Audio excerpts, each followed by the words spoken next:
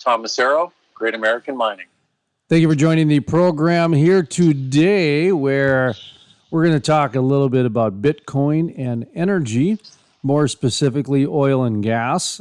First of all, before we get into this, just an unbelievable trend happening in the world of, I don't even know, let's call it economics and Bitcoin, where there is a transition happening much faster than I think the average person is aware to this digital currency.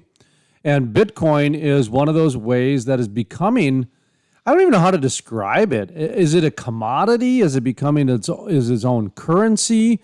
I'm still confused on that. So, Tom Masiero, how are you doing today?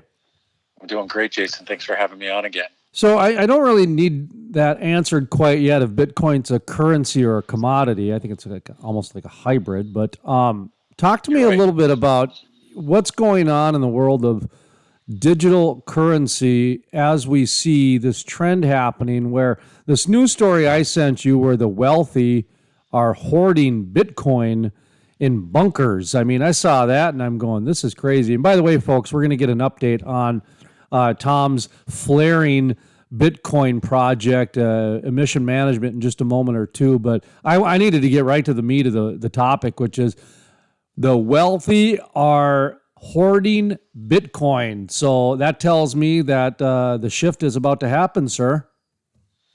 Yeah, absolutely. There's a company called Zappo who have been around in the Bitcoin, whatever you want to call it, custody space for the past couple of years. And what they did was they targeted a very niche audience, which you obviously speak to a lot about in a lot of your episodes.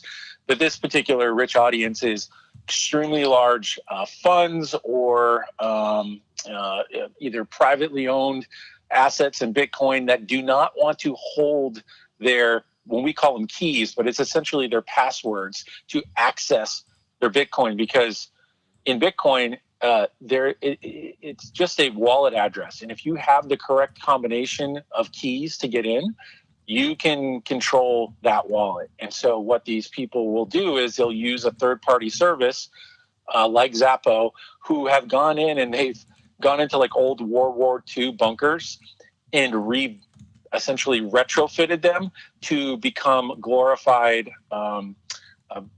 safe deposit boxes for the extremely wealthy. And they're hid inside, the French and Swiss Alps, and they help them with their custody. That's a little extreme. I mean, Bitcoin is made specifically so you and I can essentially have a Swiss bank in our vault. They're doing that more for, I don't know, what do you want to call it?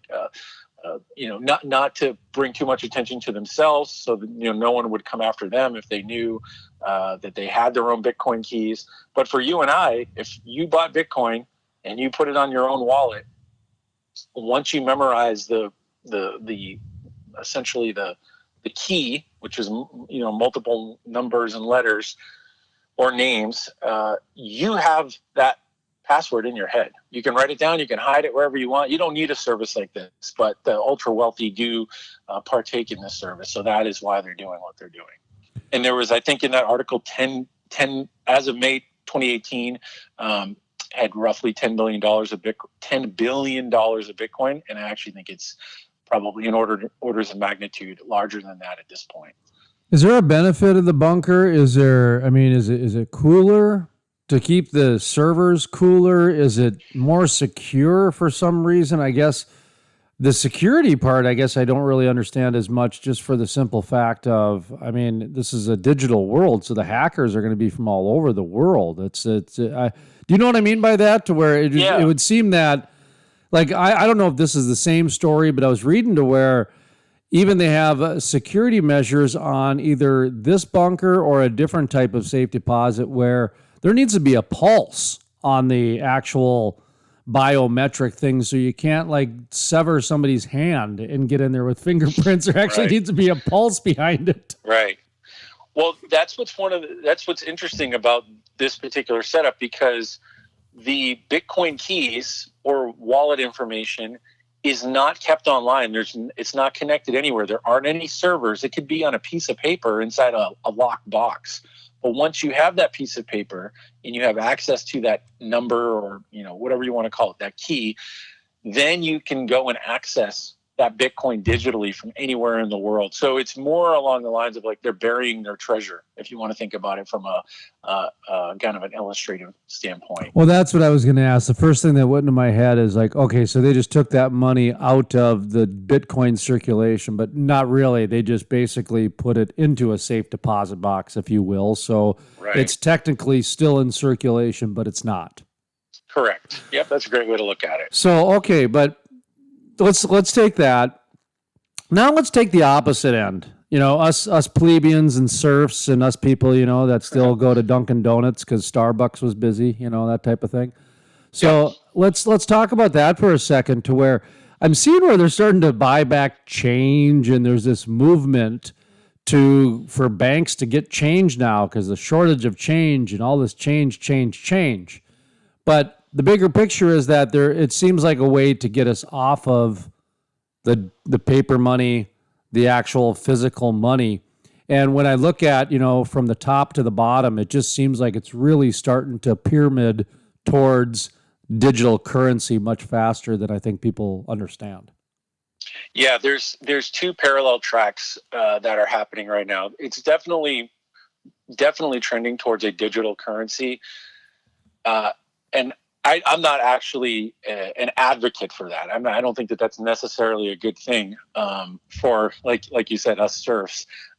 However, there is a distinction between the type of digital currency that Bitcoin is and then the type of digital currency that most legacy financial banks and institutions run on. And the difference is that there's always a point of centralized authority within like the banking like ACH system or transfer SWIFT system, where someone has the magical ability to go inside your bank, even though you own the money in your bank account, and pull it out without you having anything to do about it.